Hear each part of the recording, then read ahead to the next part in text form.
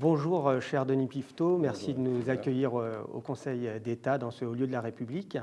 Tout d'abord, je vais vous demander de succinctement pouvoir vous présenter et puis nous faire part notamment des fonctions qui ont été les vôtres au service des personnes âgées vulnérables de notre pays.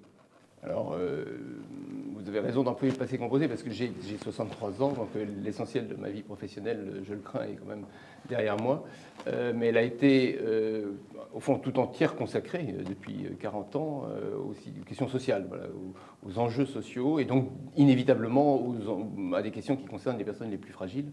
Alors, j'ai à la fois dans un champ opérationnel, comme directeur, j'étais directeur adjoint de la Caisse nationale d'assurance maladie, j'étais le premier directeur de la CNSA, que les personnes qui nous écoutent connaissent sans doute, donc la Caisse nationale de solidarité pour l'autonomie.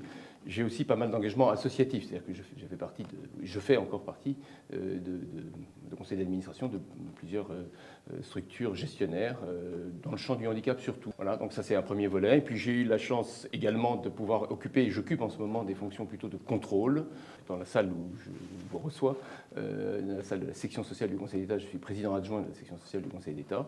Et j'ai occupé des fonctions juridictionnelles également dans les champs sociaux. Et puis, le troisième volet, c'est une fonction plutôt d'expertise, d'expert ad hoc, de rapports, d'études que le gouvernement me demande. Et donc, j'ai pu jongler sur ces trois volets. Action, contrôle, expertise. Et c'est assez formidable d'essayer de les nourrir tous les trois. Alors, notre congrès est très centré sur la démocratie dans les structures personnes âgées, donc aussi bien dans les établissements que dans les services à domicile. Comment développer davantage de démocratie dans ces structures? Il faut d'abord s'entendre sur ce qu'on entend par démocratie en établissement et service. Alors ici, évidemment, au Conseil d'État, on pourrait se lancer dans des considérations très savantes, très érudites. L'ambition de démocratie, ça consiste à vouloir tout simplement que des personnes qui vont être concernées par une décision prennent part à la prise de décision. L'ambition démocratique, c'est que j'ai mon mot à dire sur la décision elle-même, la décision qui va me concerner. Alors, dans la vie d'un établissement, d'un service, il y a des tas de décisions qui vont concerner l'ensemble des résidents en établissement ou des personnes accompagnées dans un service. Alors, une fois qu'on a dit ces choses très simples, on voit que quand on gratte un peu, ça va assez loin. Et ça va assez loin pour deux raisons. La première, c'est que on rentre rarement en établissement en ayant comme projet de vivre à plusieurs. Dans un service, c'est un peu différent, mais on ne se fait pas aider par un service à domicile avec comme objectif de contribuer à la vie du service, à l'organisation du service. Et alors, vous savez que j'ai beaucoup réfléchi avec Jacques Wolfram depuis quelques années sur le développement de l'habitat inclusif. L'habitat inclusif, c'est pas tellement une question de taille, c'est pas tellement une question du fait que c'est du logement ordinaire. L'habitat inclusif, c'est que la vie à plusieurs et le service rendu au sein de la structure, c'est le projet. C'est le projet. Et du coup, la question de la démocratie en habitat inclusif, elle ne se pose pas.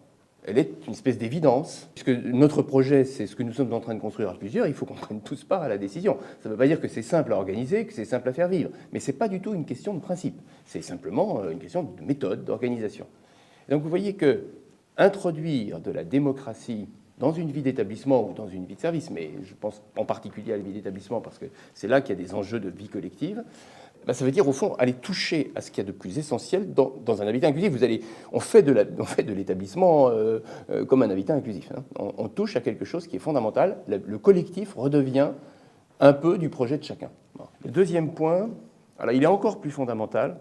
Qu'est-ce que ça veut dire d'accompagner des personnes vulnérables, quelquefois ayant des déficiences intellectuelles, cognitives importantes, dans leur prise de décision? Le cœur du cœur de l'accompagnement médico-social, c'est comment est-ce que je peux aider des personnes fragiles à décider sans décider à leur place. Alors, aujourd'hui, on a le terme bien connu, je pense, de ceux qui nous écoutent, de l'autodétermination. Il faut respecter ce qui fait la dignité fondamentale de toute personne de pouvoir décider elle-même de ce qui est bon pour elle. Je ne dois pas décider à sa place et je dois l'aider à décider. La démocratie, c'est exactement la même problématique au niveau collectif. La démocratie en établissement ou en service, c'est pas on met deux propositions, on met ça au vote et on voit ce qui sort. Si on se contente de renvoyer la décision sans autre forme de procès et sans accompagnement, d'abord, premièrement, on risque assez vite de ne présenter au débat démocratique que des questions un peu mineures et sans enjeu, quoi. Et puis, la deuxième réalité, c'est que c'est une véritable démission de ce qui nous est demandé dans nos professions d'accompagnement. Il faut savoir accompagner un collectif dans la décision. Ça veut dire faire en sorte que chacun maîtrise les enjeux, ait son mot à dire dans la décision, adhère au processus. Autrement dit, le processus de décision est beaucoup plus important, enfin, au moins aussi important, mais à mon avis beaucoup plus important que le résultat de la décision elle-même. Voilà. La qualité profonde d'un accompagnement, c'est comment est-ce qu'on met du projet dans la vie collective. Ce n'est pas simplement quelque chose qu'on subit, c'est quelque chose auquel on participe et qui fait partie du projet. Et deuxièmement, comment est-ce qu'on garantit, au fond, une capacité de décider à plusieurs, de la même manière qu'on doit garantir la capacité individuelle de décider lors d'un accompagnement institutionnel. Votre rapport de 2022 sur le pouvoir d'agir est une source d'inspiration pour nos organisations. Quelles sont les principales pistes pour que les professionnels se saisissent concrètement de cette question ? Alors, il y a une piste, mais c'est presque plus qu'une piste, c'est une condition. C'est de comprendre qu'il n'y a pas de pouvoir d'agir pour les personnes qu'on accompagne s'il n'y a pas du pouvoir d'agir pour l'accompagnant. C'est un peu comme on ne peut pas être bienveillant à l'égard des personnes qu'on accompagne si on se sent soi-même, en tant que professionnel, pas bien traité. Et donc l'accompagnement, c'est une relation.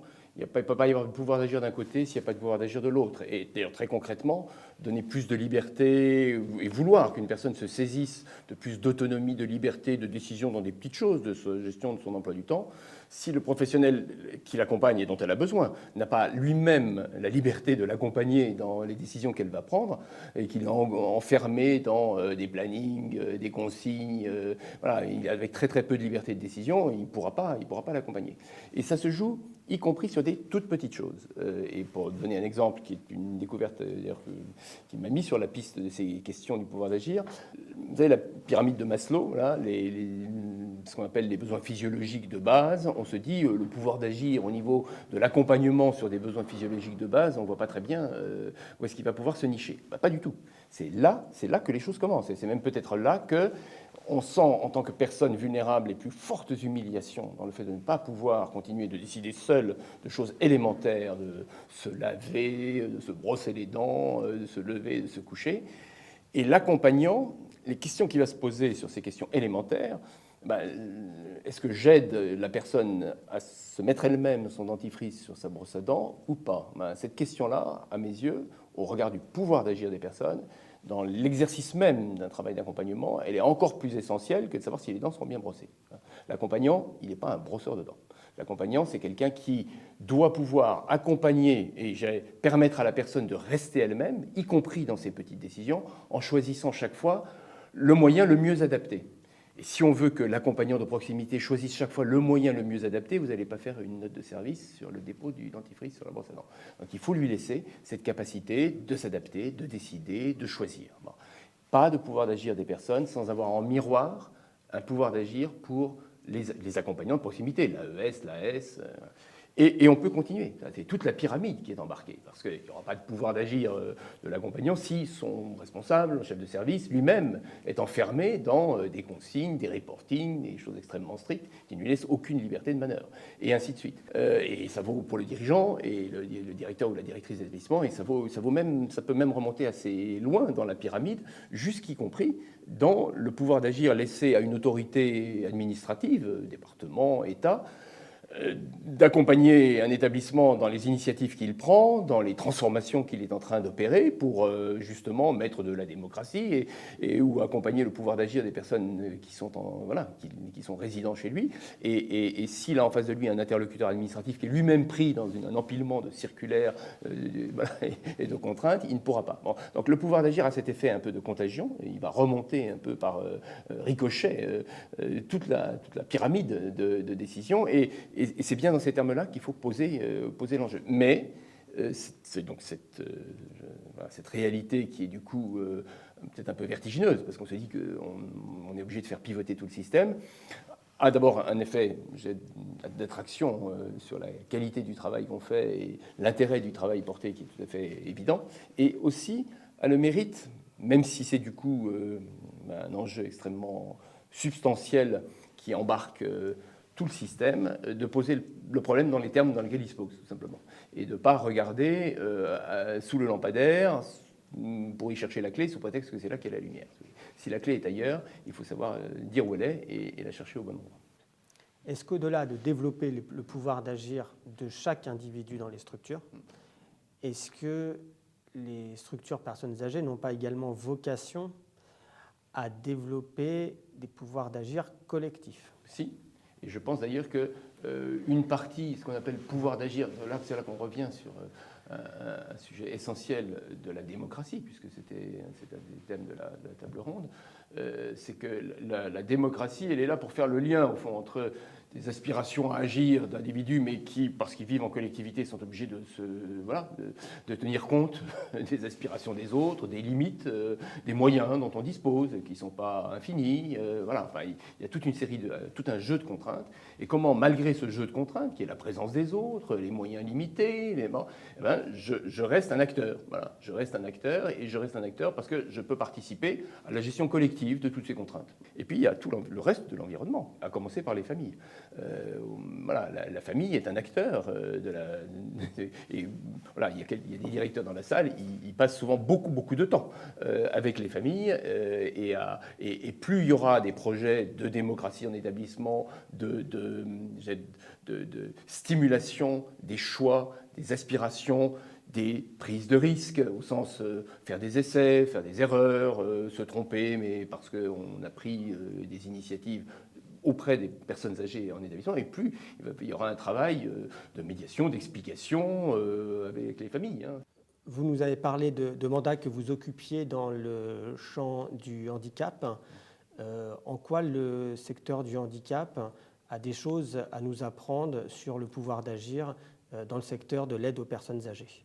Je pense que le champ du handicap est très fortement interpellé par l'aspiration des personnes qui l'accompagnent et qui s'exprime sans doute avec plus d'énergie, pour des raisons d'ailleurs assez matérielles, qui est qu'on vit dans un établissement pour personnes handicapées pendant bien plus longue durée, et à un moment où on a un dynamisme, une volonté d'exprimer ce qu'on fera de sa vie, et qui est beaucoup plus long. Et donc il y a dans le champ du handicap assez nettement ancré l'idée que le projet de l'établissement est au service du projet de vie des personnes, ce qui ne veut pas dire que c'est simple, d'abord parce qu'on n'a pas forcément les moyens, l'organisation et les ressources qui permettent d'y répondre, et ensuite parce que quand il y a un collectif de vie, chacun a un peu ses projets, et il faut quand même arriver à trouver un dénominateur commun qui permette à une équipe de construire un accompagnement qui convienne à chacun. Et donc ça réintroduit des thématiques de démocratie qui ne sont rien d'évident dans le champ du handicap et de construction d'un projet collectif à plusieurs. Mais ça reste quand même un projet au service de projets. Voilà. Le projet du collectif est au service des projets de chacun, et le projet d'établissement est au service du projet du collectif. Voilà. Et c'est ce pivotement qui est, je pense, assez bien perçu aujourd'hui par les équipes dans le champ du handicap qu'il faudrait arriver à transposer dans un contexte qui est différent, avec des contraintes qui ne sont pas les mêmes, mais dans le champ de la perte d'autonomie du grand âge et dans le champ des établissements et services pour personnes âgées. Pour finir, Denis Piveteau, est-ce que vous avez un mot à formuler à nos congressistes? Dire d'abord la longue marche qui a été menée avec la DPA. Je connais l'association depuis une vingtaine d'années. J'ai l'honneur de faire partie de son comité scientifique. Et elle a à la fois, vous allez rougir, mais à la fois une vision, des valeurs, des exigences, j'en ai fait l'expérience étant moi-même en administration, mais en même temps, j'ai du réalisme. Voilà. Et alors ça, c'est un peu le carré parfait du bon interlocuteur. Même quand on n'est pas d'accord, c'est très agréable d'avoir en face de soi un interlocuteur qui réunit ces quatre qualités. Je ne doute pas que le GAG les réunisse aussi. Ça m'aurait permis, du coup, ma présence physique m'aurait permis d'aller plus loin dans la connaissance que j'ai de ce groupement. Dire aussi que autour de ces questions de démocratie, on peut avoir l'impression qu'on va encore charger la barque, quoi. On a encore un truc de plus, on est déjà à la limite de flottaison dans nos structures, établissements, services. Qu'est-ce qu'il ne faut pas faire en plus de tout ce qu'on fait déjà? Et j'ai la conviction, mais basée pas seulement sur la réflexion, mais aussi sur de l'expérience, qu'en fait, quand on donne du pouvoir d'agir, qu'on prend appui sur les choix, la volonté de faire des personnes qu'on accompagne, on met plus de carburant dans la machine. Voilà. Donc, trouver les voies lors de ce congrès pour remettre du carburant dans la machine en prenant appui sur le carburant que constitue le désir d'agir des personnes qu'on accompagne et des professionnels. Encore un grand merci, cher Denis Pifto. Merci à vous.